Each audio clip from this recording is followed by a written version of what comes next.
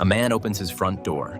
Two soaking wet girls are standing outside in the rain. They beg him to let them in to get out of the storm. Evan hesitates, but then one of the girls sneezes. And just like that, he lets them in. The girls are surprisingly well-mannered. They're so worried about dirtying the floor that they actually take off their shoes at the door. Evan heads to the bedroom to grab some towels. But when he comes back out, the girls have already made themselves at home in the living room. He offers to call them a ride, but the rain is coming down so hard that the wait time is 45 minutes. That long?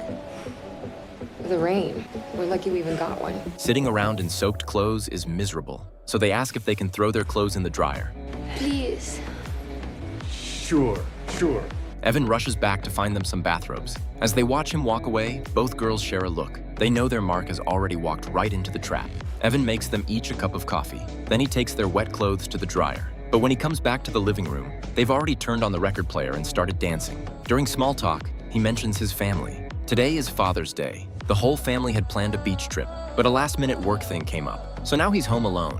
The girls act like that's the saddest thing they've ever heard, and immediately pull him into a hug. The sudden physical contact makes Evan deeply uncomfortable. He quickly slips out of their grip, but they follow right behind him and sit right back down next to him. The whole vibe gets weirdly flirty.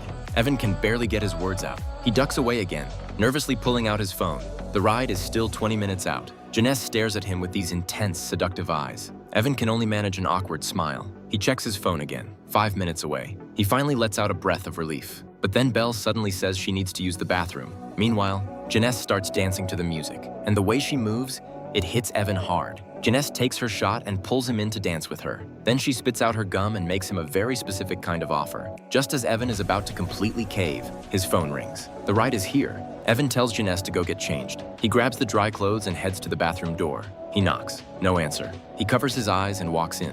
What he finds inside is more than he bargained for. He tells Belle and Janess to get dressed and get out, now. But instead of leaving, they hit him with another invitation. Poor Evan. He folds. When he wakes up the next morning, his wife has already blown up his phone with dozens of texts. He scrambles to text her back. Then, drowning in guilt, he puts his wedding ring back on. He figures the girls must have left by now. But when he walks into the living room, his jaw drops. The two girls are fumbling around trying to make breakfast. The once clean living room looks like a frat house after a party. The same girls who were sweet and seductive last night are now acting like total animals. He tells them to go home. They just laugh. I haven't been home in like 4 years. This could be our home. Well, I'll drive you wherever you want. Did I say something funny? I want to go to Paris, Evan. No, let's go to Tokyo. Then his wife calls. Evan rushes outside to take it. He lies through his teeth, says he was working all night and that's why he didn't respond. But the girls sneak up behind him and start screaming and causing a scene on purpose. Evan spins around, his eyes darting everywhere, completely panicked. After barely holding it together with his wife, he storms back inside, furious. And get dressed, right now! He grabs the girls and tells them they need to get out. Right now. He waits in the yard, and waits. They still haven't come out. He stubs out his cigarette and goes back inside to push them out. But what he finds stops him cold. They're scribbling all over his wife's sculpture. That's the last straw. Evan whips out his phone and threatens to call the cops. The girls just laugh.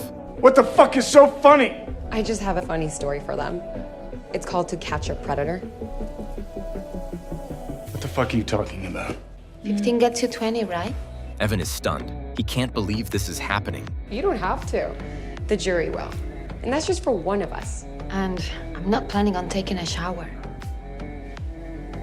I have evidence. He pulls out his wallet and tries to buy them off. They don't take the deal. What do you think we are? Hookers? Jesus, Evan, we're not fucking whores! Yeah. You're the fucking whore. Whore? Then the doorbell rings. Evan rushes over. It's his neighbor from next door. He nervously pulls the door almost shut, not wanting her to see the girls. They exchange a few words, but then the girls saunter out and press right up against him, putting on a show. His neighbor had come over at his wife's request to check on him, and now she's seeing all of this. It's insane! It's not what you think. No, that's exactly what I think. Evan storms back inside, done playing games. He's going to physically throw them out if he has to, but as they run, they threaten to spill everything about last night. Evan shoves Belle against the wall. He says he'd rather get arrested than back down. The girls finally give in. Can you give us a ride? Evan drives them away himself. Dead silence the whole ride. Thankfully, it goes smoothly. The moment he gets home, he scrubs the place clean. He wipes every trace of graffiti off the sculpture. All he has to do now is act like none of this ever happened. But that night, he hears the sound of breaking glass. He creeps into the living room. The family photo is shattered on the floor.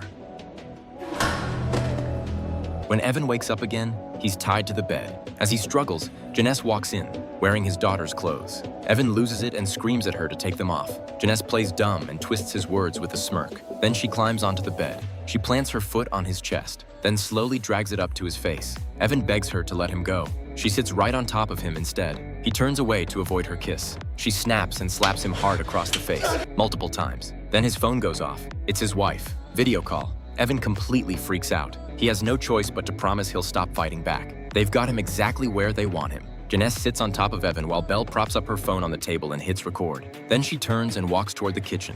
Evan seizes the moment and breaks free. He shoves Janess off hard. He charges out in a rage. He grabs Belle by the throat. She drives a fork straight into his shoulder, right where he just had surgery. Belle twists it. Evan's whole body convulses from the pain, and he passes out. They tie him to a chair and gag him with his own pants. Right then, Evan's friend shows up at the door. The girls shove Evan into a storage room. Then they open the door with a smile. They claim to be Evan's nieces. Then they start working their charm on him. But the guy smells something off immediately. He's known Evan since they were kids. Evan doesn't have any nieces. Who the fuck are you? Better hope the police get here before Karen does. Then he hears a banging sound coming from inside. He goes looking and finds Evan tied up. He's about to untie him when he hears crashing from the other room. The expensive art sculptures are being smashed to pieces. He rushes out but can't stop them. The chaos triggers his asthma, but the girls have already stolen his inhaler. Louis! Be careful! They're crazy! Louis trips trying to grab it back, and his head slams into the base of a sculpture. The girls freeze for exactly 1 second. Then they burst out laughing. Evan begs them to take Louis to the hospital and promises he'll do anything they want. The girls couldn't care less. They say Louis fell on his own, not their problem. Then they drape a wet newspaper over his face, stripping away whatever will to live he had left. Evan watches in absolute horror, consumed by rage and despair. But his own situation is just as dire. The girls have already dug a hole in the yard to bury him in. What makes Evan even more furious is that after digging the hole, they don't bury him right away. Instead, they just tear through his entire house. His art collection, destroyed. His prized models, smashed. Even his kids' toys, broken to pieces. They don't drag him out until dawn, after they've had their fill. Then they start filling the hole with dirt. Evan screams for help at the top of his lungs. Not a soul responds. Don't do this. Please. I'll do whatever you want. So they pull out his phone and force him to call his wife and confess to cheating. But the moment the voicemail picks up, Evan shouts for her to call the police. The girls don't even flinch, because Belle had already hung up. They stuff the gag back in his mouth. Evan realizes he's been played.